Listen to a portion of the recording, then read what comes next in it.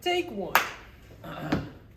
Alright, y'all. Welcome back to Timeless Talks with Chris and my boy Nico over here. You already know we got some people tapped in with us. We had to get some more athletes in here going on. We got Clayton in the cut, and we got our boy Nick. Let's get it started. Who wants to start us off? Clayton and Nick. You know what? I'll start off. Nick Bryant today, the man of the hour, started us off with a little speech. Nick, let's talk about how you got here. Memphis, Tennessee. I know you were a 117 in the 6 coming in, a 47 guy. Tell us a little about yourself, how you got here. You know how you got things popping over here in Nebraska. What made you come here? I'll make it short and brief. I'll speak up on it. Yeah, I'll make it short and brief. I came here because I'm in the same conference that Coach Emmanuel was in, and so I heard this was kind of like a little problem with the sprint coach, so he got a position up here, and then in that same time, my sprint coach left as well in that August, and she headed out to a different school. At that point, I needed a new sprint coach, and by the time they had to get us a new sprint coach, I got a feel for my coaches and need adjustment for my coaches to see their path and see where they're going, what the program wants. Yep. We didn't get that. And I was kind of hurt, you know what I mean? They were telling me, because they were like, they really want me to stay. They really want me to just to be here. So kind of got to get more records, win like a championship. You know, they'll be cool. But for me, I need more of a direction base. You can't just give me a coach and try to microwave a coach. You know what I mean? That ain't going to work for me. Right. Especially microwave and shit. And so, by that November hit, I hit that portal. Next thing I know, like a day later, he called me up, Coach E. And then he was just like, hey, yo, got a spot up here in Nebraska, you know what I mean? We got like a little money left, like we can make you something, make something pop. I said, bump it, because you know Coach Emmanuel always had a good program from Eastern Illinois. Yeah, he's had a good program. Like he can make like a 23, 49 runner and make him like a 47, 21 runner. Like it was actually impressive for what he did and the progress he made. So it was just like a no-brainer when he shot up here. So I was like, all right, bet. And plus I wanted that Power 5 comp. And there was no problem. Yeah, most definitely. What's interesting about Coach E is I committed here back actually last March. I got the notification on my Snapchat the other day of me committing. And Coach E, you know, I went through my senior season, blah, blah, blah. And during the summer, I see he leaves Eastern Illinois and comes to Nebraska. And I'm like, dude, this is insane. And then right after him, Coach Nicky followed. And I'm like, man, this is crazy. I'm like, because they were recruiting me to go to Eastern Illinois my sophomore and junior year. I just never took him up on the offer. So, yeah, it's cool how things work out. And now you're here. And we also got to talk about the man himself, Clayton Keys. What's from up? Texas. Man, Texas sports are insane down there, bro. Man, so I already know coming in, you are an elite athlete. Word on the street is that you know Matthew Bowling on a first name basis. So I just want you to talk about, you know, you're starting up a track, what got you into track, and how is the competition down there in Texas versus, you know, coming up here in college and, you know, the competition at practices. Go ahead and talk us through all that. No, you know, it's one of those things like I went to a big school in Texas, and most people I've met here in Nebraska, it's like, hey man, my class was 46. My class was, 50. You know, I came from a class of 648. You know, so I had a big senior class. But competition was always real well known. You got football, you got track. But yeah. It's just one of those things when I started track, I immediately fell in love with it. And now I'm here in Nebraska doing what I love, you know? Yeah. I get to run hurdles, I get to jump, you know, and like you said, yeah, I do know Matthew on a first name basis, but Shout out to him. you know, he's a great competitor, and you know, I've learned a lot from that man, and it was great to compete against him because, you know, good athletes and good competition makes you a better athlete. Right. You know, even my man Chris. I've been telling E I want to run against Chris. You don't want to do that. Big smoke. I'm trying to go against Chris. Chris is real fast, you know, and I feel like sometimes I need to get my speed up, and you know, Chris pushed me in practice. Same with Nick. Me and Nico don't run the same event, but you know, we're racing, bro. We're racing. We're racing. Nah, but with great competition, like I said, it comes great results, and that's what I strive for here in Nebraska. That's true. That's true. Yeah, I mean, thinking about the competition itself, and then you guys getting here. I mean, Nick coming here, man. Literally, the whole culture shift. It's been huge since Nick has been here. Like everyone sees his vibe, everyone sees his energy. The energy this man brings is a different level type of energy, bro. Yeah, like for real. And it's like, honestly, I believe it brings everyone to another level in itself when it comes to their mentality, like going through their practices. Like my guy up here with the lawn sprinters, I be seeing them work. I be seeing this guy dogging it, and then the person that be trying to dog it with him is Corey. And now let me tell you, Corey is a beast. He don't like quitting. He don't like losing. So when Nick up there pushing him, I'm already seeing that they both getting better with it. Even though Corey be a little behind, we gotta get these numbers. But I mean, yeah, shout out to Corey. But I mean, shit. Stuff is changing all around, and it's all thanks to the people, the new people coming in, because they don't have that same toxic mindset from the last year, and they even helping the people from previous years, like me myself, break off some of them hard parts of my heart and of my mental that I got from these previous years. So I mean, you know, shout out to y'all coming in from Texas and Memphis. We loving to see it. We love seeing it. All right. Most definitely. Well, here, let me start with this, man. The first time I met this dude, Nick, never seen him before. Word was coming in that we got this 47 guy coming in and you're going to be racing him and stuff like that at practice. And I was hyped. Unfortunately, I got injured. But one day, you know, as I wobbled into a team meeting on my crutches and my boot, I'm sitting there in the bleachers and I see this dude over here vibing on his headphones, just, you know, over here just blah, blah, blah, whatever he was doing. I was like, man, who is this guy? Like, I've never seen him before. And then all of a sudden, this dude's like, hold up, guys, I got something I want to say. Sits everybody down and starts a whole, like, public speech. And I'm like, who is this guy? Like, I've never met him. And he basically went up there, introduced himself. Hey, I'm Nick. I noticed the culture here is a little off. You know, my goal to come in is to help change that, be the best version of myself that I could be, and basically do everything in my power to just help the team. And I was like, man, that is one stand-up dude. Like I want to get to know him. I want to be closer to him. I almost, like, in a way, like, I want to try to push him to be better too, just like I know how he's going to push me. So just you being here and helping us out and just, like, putting your energy out there, I'm telling you, it's changing the way things go, because 2020 was rough for everybody, man. I could already tell, like, a lot of schools, it was probably toxic down there. A lot of things happened that we didn't want them to, but we're here now and we just got to make the most of the opportunity. So no, but I would say I appreciate that, you know, that comment, Nico. But when I did first come in here, though, it was like, it was so weird and mad off. I was just like, yo, bro, this is how, like, y'all operate on a day-to-day basis. You know what I mean? Like, that whole first, like, 2 weeks, I just felt mad uncomfortable. Like, being here, because it was just like, you can feel that energy and feel that vibe from, like, that last year's segment. Like, I don't know what happened last year, but I hear the stories, like, I always try to run it by. And I just felt like it was just bad, just mad toxic. It's just too much politics that just weighed down on the people here. And I was just like, you know what I mean, that energy, it comes once in a lifetime, and then the time we have is very precious. So I'm like, hey, yo, unless you go ahead and just change the junk now, I don't care how much it kills me, I don't care how much it pains me, but I'm gonna just change the junk now, because I know if we can operate as a unit, operate as like a mobile unit, it's over, like, especially. And so, like, I've been happy enough to see a little bit of progress as far as, like, the vibe change and politics and all that. But nah, it's like, that's all I'm just trying to do, you know what I mean? Because I'm not gonna be as young and hip forever. So it's just like, if I got a chance to change that vibe, especially with workouts, and I feel comfortable coming in here, practicing every day, and I feel comfortable pushing everybody every day, I'm gonna keep doing it till, like, my soul breaks, until I got no more wind in my body, until it's done, I'm not finished.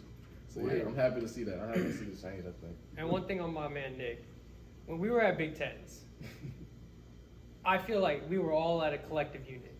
No, I'm sorry. No. At Big Tens, even now, even with your speech today, I mean, everybody was sat down and Nick had everybody's attention. You know, it's one of those things, you might be the new guy. You know, you came in, January, whatever. But Nick's a stand-up guy. Everybody understands Nick, respects Nick, and he had the attention of our entire track team. You know, it's one of those things where he came in, handled his business, and said, hey, look, I'm going to change something. I want to make something of Nebraska, and here he is doing that. So, you know, I got to give my appreciation to you, especially because, you know, I was there. I saw firsthand the collective unit of our team for the first time since I've been here. That was crazy. That was crazy. I heard that, and I was like, yo, y'all for real? Like, that was the first time y'all actually heard, like, we actually, I don't know the story, but we actually warmed up all together, and that was the first time y'all said that. Y'all did that. I was like, damn, for real? Like, I thought so. And that's what I thought was coming through, and I was like, nah, for real? I mean, it's easy to change that. Easy, just get some words, get some action. Words and actions go far, a long way. 100%. Well, here, let me go ahead and, like, flip the topic on you guys real quick. Well, it's still going to be about track, but what do you guys think that we can do as, you know, the Nebraska Cornhuskers track and field team. You know, we're not the most popular track team of the nation. And as you know, track and field isn't the most popular sport. It probably goes, you know, football, basketball, maybe even baseball, and then I don't know, volleyball, maybe my bad, tennis, just golf, crazy guys. rifling, Everything, then us. bowling, and then us. What do you guys think as a unit that we can do to help bring back the liveliness of, you know, the sport track and field, to get it to that ESPN top 10, to where they're making some come on mans of track and field? Like, how do we get up there and, you know, inspire more people, more young kids to try to do track and field and want to be a D1 athlete when they grow up? That's Clayton right there. Go ahead, answer that. No, I guess if you want to bring back track, it's not so much of, I guess, thinking hard about it. I feel like if you love something, you need to stick with that thing, you know. And for me, growing up, my dad ran track, Right. so you know, it was in me to, you know, do all these other sports, but at the end of the day, I love track. And for all the young people that want to do it, if you want to go out and run and make something of yourself, you know, it might not always be the, hey, I just want to get out of sports. You know, I feel like, especially in my high school, we had kids that showed up to track and said, hey, this is my athletic credit, this is what I want to do. Nah, it's going to be hard work. You know, track is hard work, and, you know, you're going to die. You know, I watch my teammates, we run every day. And, you know, we end up on the floor. I mean, shoot, we end up on the floor. We got people puking. But what I'm saying is, you got that love, you got that passion for it, and that's what brings back track. I feel like that love and that passion for the sport, the love and the passion to be great at something. You know, everybody wants to grow up and be great. They want to, you know, everybody I knew at least wanted to be an astronaut. You know, now, is anybody going to be an astronaut? No.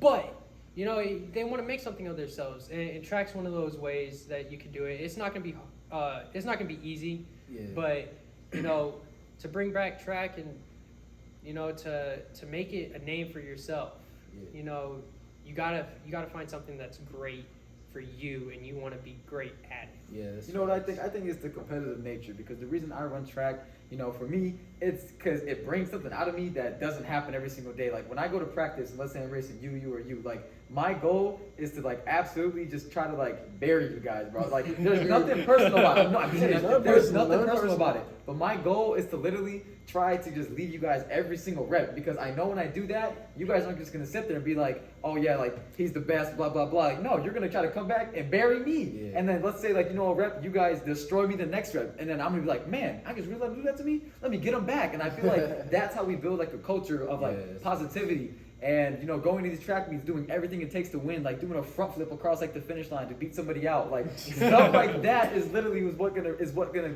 bring back track, and, like, bring back that thriller motive that everybody's gonna be like, man, we gotta go see the Nebraska Cornhuskers, because they're going against Iowa, Wisconsin, Oregon, anybody. Like, they're gonna match up, because I know, like, they have that competitive nature, and it's in the air. They have that factor that they just want. It's like a kill mode. Like, you can't be somebody who's, like, super soft and just be scared and let everything go by. You gotta go out there and get what you work for, because you put in all these hours, all this time, all this dedication. You can't just do it just for somebody else to take that from you. You gotta go and get what's yours, you know?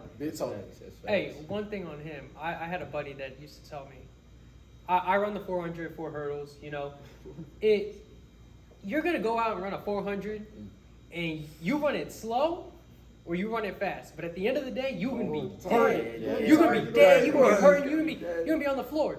You might as well just run it fast. You know, it's gonna hurt more than just your body. You know, running it slow, it's gonna hurt your integrity. It's gonna hurt your pride. It's gonna help. It's gonna hurt all those things. It's not worth it. You might as well just go out there, do your best, you know, and compete. I got a topic for you guys to wrap it up for these last little 5 minutes. So, life beyond track.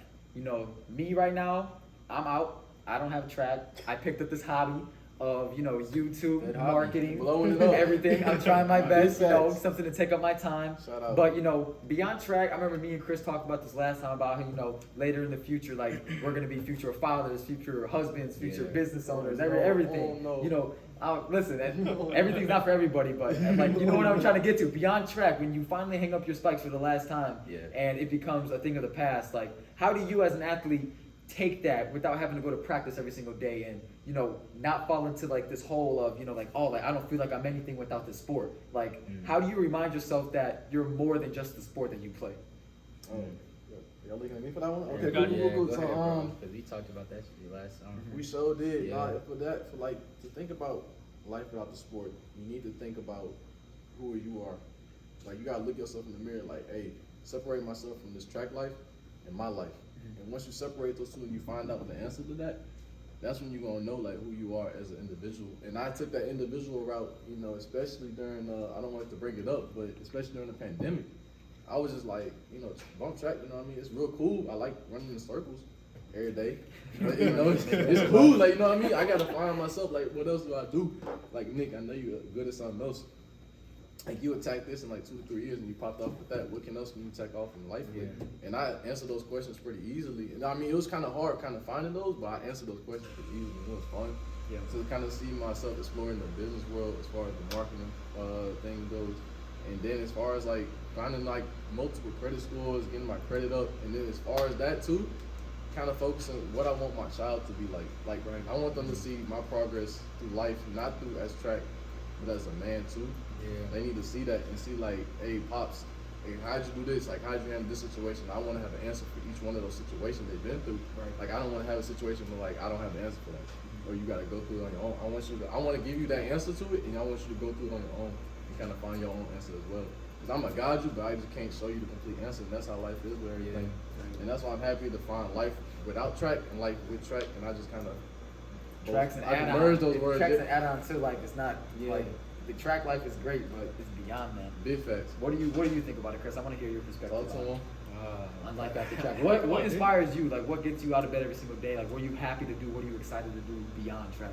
Oh man, honestly, it's just trying to be the best version of myself that I could be to make myself proud and to make myself happy. Because I know like where I'm at right now, as a kid, I always look like to see where I would be at in the future, what type of work I need to put in to be in a better position. But where I'm at now, personally, I'm in a position where I know I need to be making moves every single day, regardless of how I'm feeling mentally, physically. I know everyone gotta have their little breaks, but me, I understand that, I can't just sit down and then wait for a break, like wait for myself to feel better.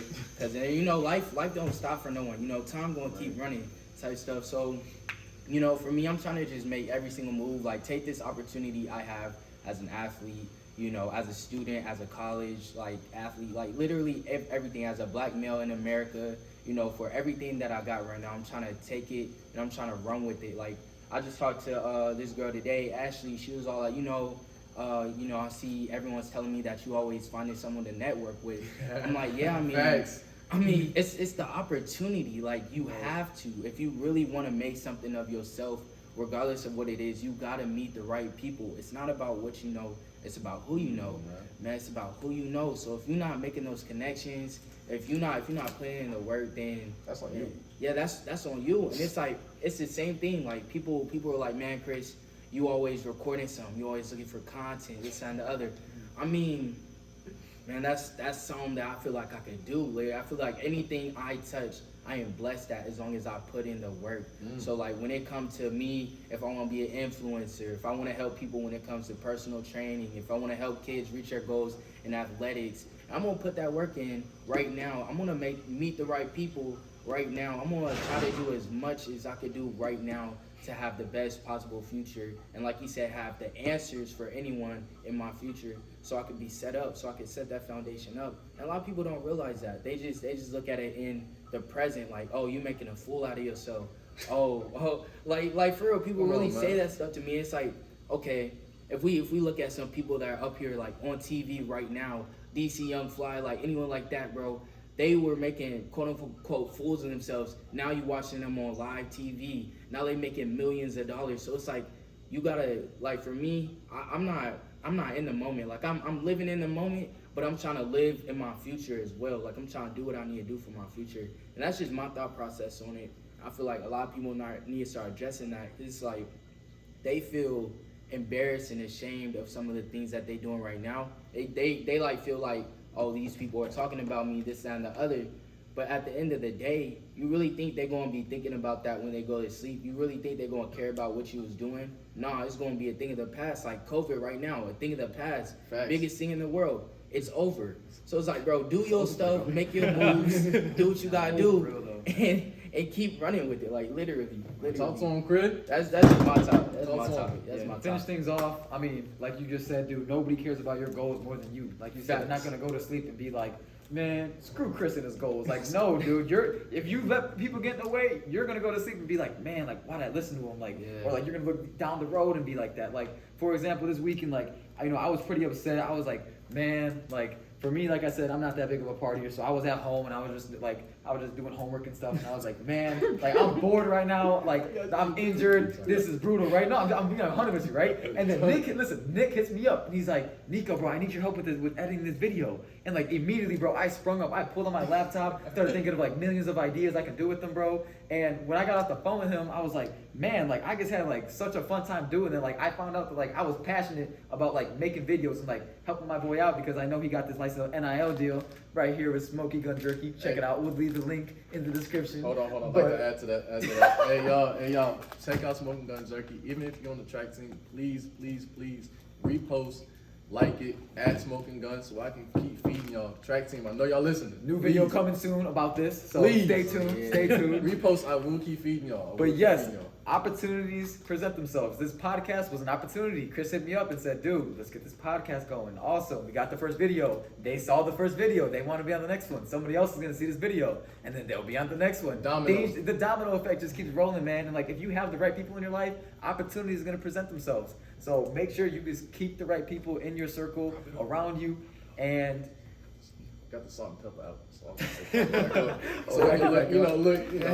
But honestly, that's all I got to say about that. And I think that hits our time mark. Hey, y'all. This was a great session today on Timeless Talks with Clayton and my boy Nick right here. Some new additions on the track team. You already know, of course, we're going to try to get some more people in here. We're going to try to get the wrestlers, some students, some regular students, Football players, hey, everybody. literally everything, y'all. Go ahead, comment, share this, and let's get tapped in, y'all. You already know the socials if y'all want to get tapped in with the videos. If y'all got any topics or anything y'all want to see or y'all want us to run down on, relationship, mental health, anything like that, man, go ahead, throw them in the comments. We gonna get this running, y'all. Timeless Talks. What if my thing?